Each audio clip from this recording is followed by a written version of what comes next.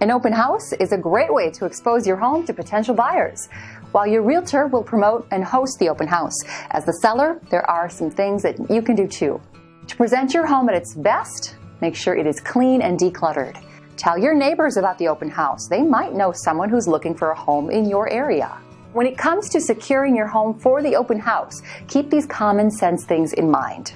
All valuables should be stored in a secure place, especially things like jewelry and small electronics like laptops or iPods.